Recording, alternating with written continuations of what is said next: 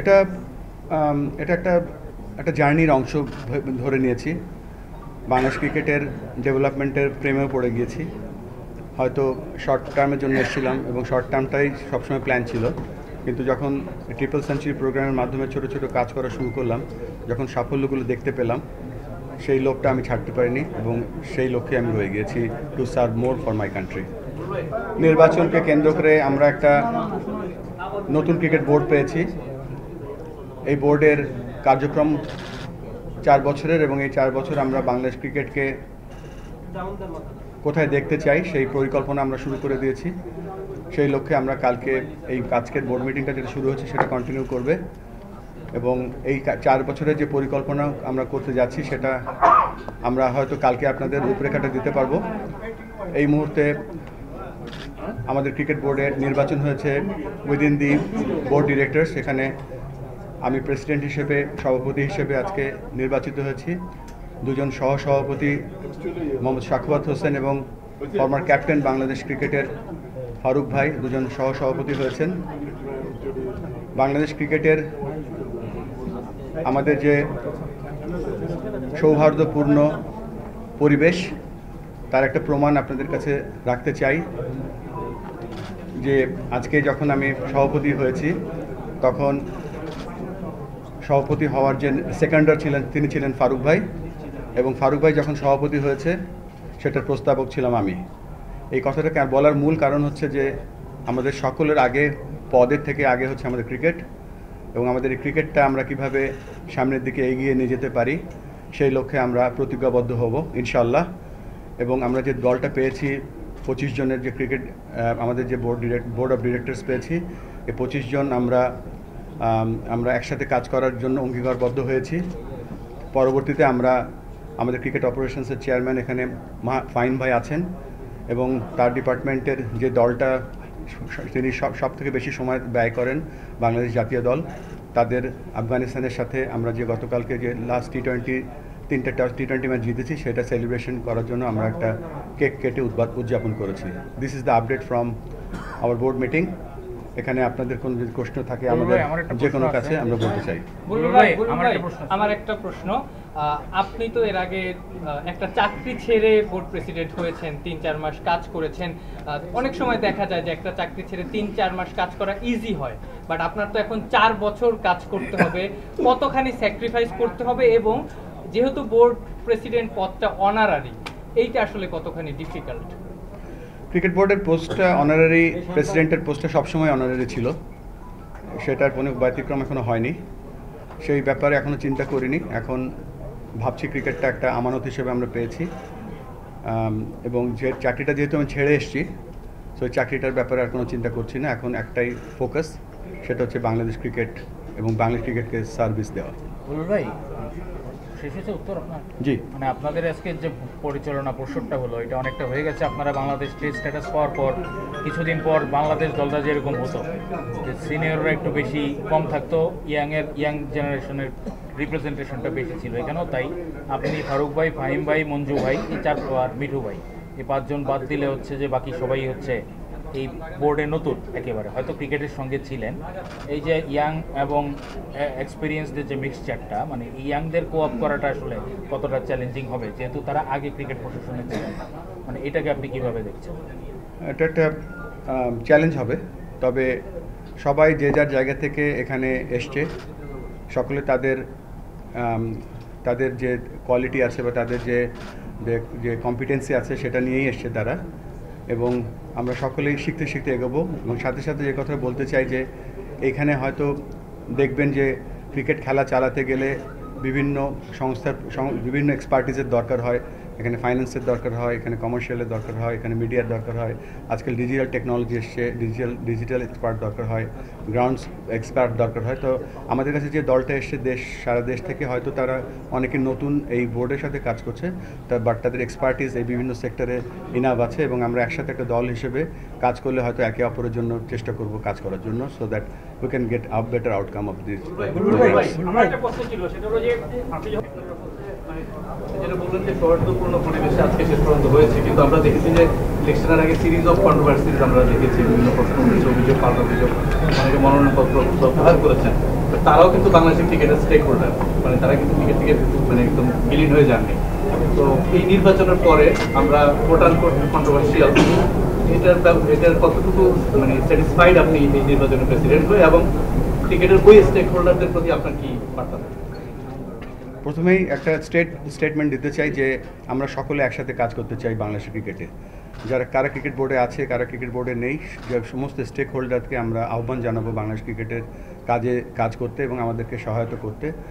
এখানে কন্ট্রোভার্সি হয়তো নির্বাচনের আগে সব দেশে সব জায়গায় সব সেক্টরে হয়, বাট আমার জানা মতে আমরা বাংলাদেশ ক্রিকেট বোর্ডে যে কনস্টিটিউশন আছে উইদিন দ্য কনস্টিটিউশন থেকেছি, নির্বাচন যে বিধিমালা ছিল তার মধ্যেই ছিলাম।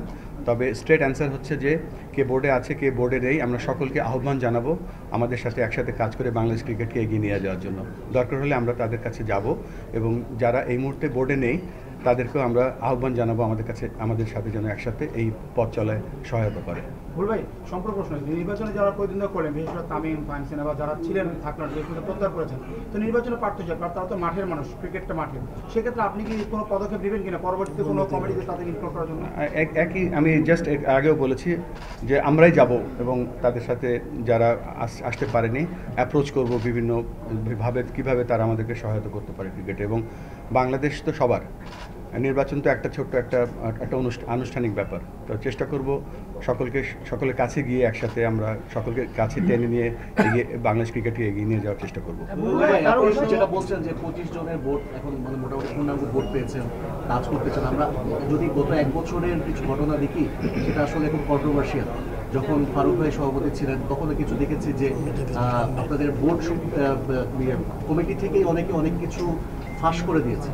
আবার আপনি যখন ছিলেন তখনও আপনাদের মধ্যে নিজেদের মধ্যে যে আলাপ হয় আপনাদের গ্রুপ, সেখানেও অনেক স্ক্রিনশট ফাঁস হয়ে যায়। মানে বিষয়টা হচ্ছে যে আপনি যাদের কিনা কাজ করবেন তারাই এগুলো ফাঁস করে দিচ্ছে। আপনি কি এই কমিটির উপর কনফিডেন্ট যে তারা এই ব্যাপারগুলো কি গোপন রাখবে, আপনাদের মধ্যে রাখবে? উইথ ডিউ রেসপেক্ট বলতে চাই যে এটা ওয়ার্ক এথিক্স, এটা আমরা সবাই অ্যাডাল্ট এখানে, সকলে আমরা ওয়ার্ক এথিক্সটা ফলো করার চেষ্টা করব এবং আমরা চেষ্টা করব স্টেপ 1 যেটা, সেটা নেক্সট বোর্ড মিটিং থেকে আমরা কোনো ফোন অ্যালাউ করবো না, নাম্বার 1।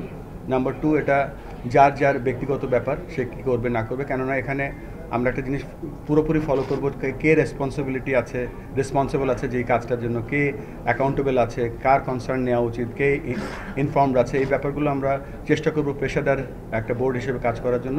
তারপরেও বলছি এটা সম্পূর্ণ ব্যক্তিগত ব্যাপার, এটা তার যে কেউ যদি করে থাকে আগে, সেটা আমার জানা মতে এক্স্যাক্টলি আমি জানি না, বাট এটা যদি হয়ে থাকে is not a good practice. ভাই, ফারুক ভাই আপনি রয়েছেন, তিনি সহসভাপতি, আপনি সভাপতি, এই দুইজন মিলে বোর্ডে কি কি পরিবর্তন চান? তিনি তো আগের ছিলেন, এখন আপনি একসাথে মিলে কাজ করার সৌভাগ্য। ফারুক ভাই বলবেন, আপনি বলেন দুইজন। একটা প্রেসিডেন্ট বলেছেন যে একটা কথা, যে আমরা আমাদের সবার গোল, আপনারা এখানে বসে আছেন, আপনি চান বাংলাদেশ ক্রিকেট এগিয়ে যাক, আমরা এখানে বসে আছি, আমরাও চাই বাংলাদেশ ক্রিকেট এগিয়ে যাক, গোল কিন্তু এক।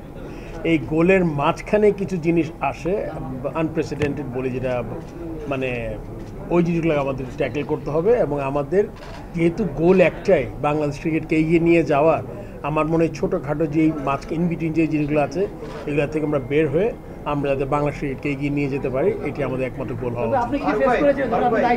যে সম্পূরক প্রশ্নের মানে সাথে একটা যদি যুক্ত করি, আপনারা দুইজনই একটা সার্টেন সময় ছিলেন, হয়তো টি20 খেলতে এসে টেস্ট খেলছেন, এখন 4 বছরের জন্য আসলেন।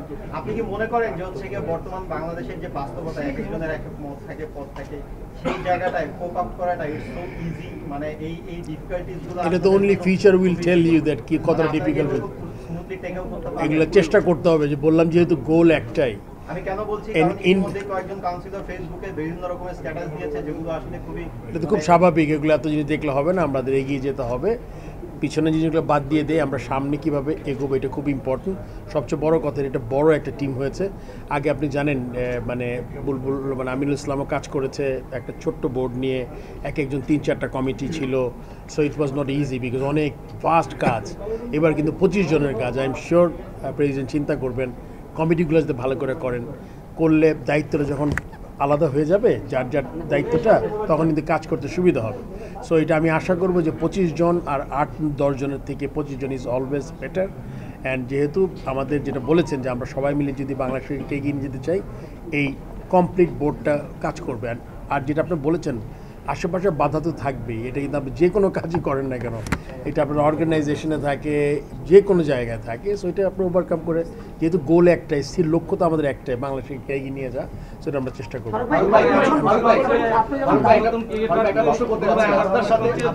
একটা হয়ে গেছে, বাবু ভাই মনে হয়, বাবু ভাই কিছু সেটা হচ্ছে ফারুক ভাই তো এর আগে বিপিএল এর চেয়ারম্যান হয়ে গেছে।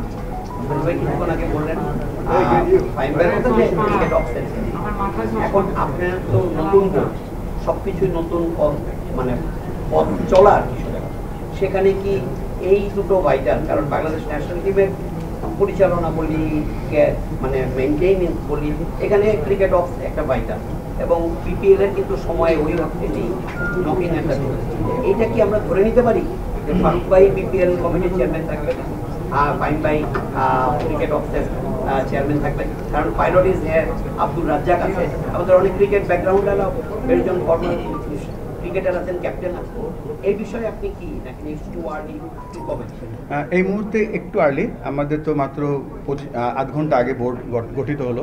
তো আমরা কালকে বোর্ড মিটিংটা ডেকেছি, এই বিভিন্ন পদবি, বাট আমাদের যে 21টা ডিপার্টমেন্ট আছে, 21টা ডিপার্টমেন্ট আমরা কিভাবে আমরা এই দায়িত্বগুলো দেব, 23টা ডিপার্টমেন্ট আছে, 23টা ডিপার্টমেন্ট আমরা কীভাবে দায়িত্ব দেব, সেটা আমরা আজকে রাতে কিছু প্ল্যান করবো এবং কালকে আমাদের বোর্ড মিটিংয়ে আমরা সেটা আলোচনা করব। তবে এখানে গুরুত্বপূর্ণ একটা ব্যাপার হচ্ছে যে এখানে যে আমাদের এই বোর্ডটা একেবারে নতুন, আজকেই জন্মগ্রহণ করলো বলতে পারেন।